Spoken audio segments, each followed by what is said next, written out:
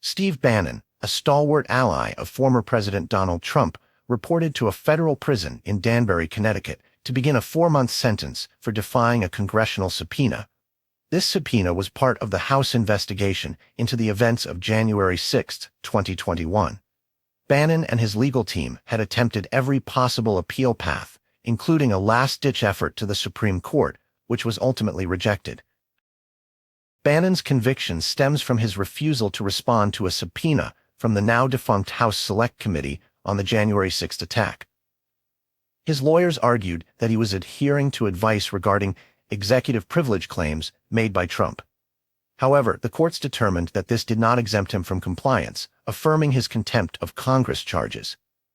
Despite his impending incarceration, Bannon has shown confidence that his influence will only grow, assuring that his popular podcast, War Room, will continue to thrive.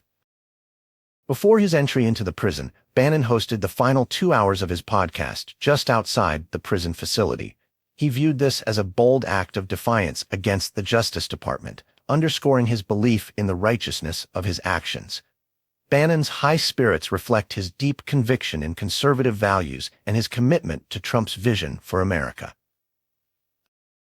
Bannon's friend and fellow Trump aide, Peter Navarro, faced a similar fate earlier this year, already serving his own prison term for defying a congressional subpoena. Navarro's case parallels Bannon's in highlighting what many see as overreach by the courts and Congress in targeting key figures from Trump's administration.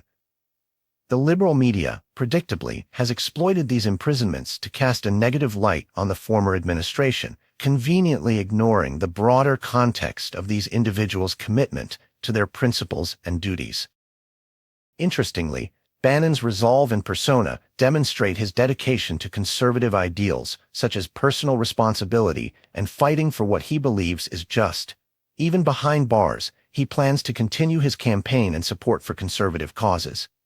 His actions exemplify a refusal to be bowed by what many describe as politically motivated legal actions.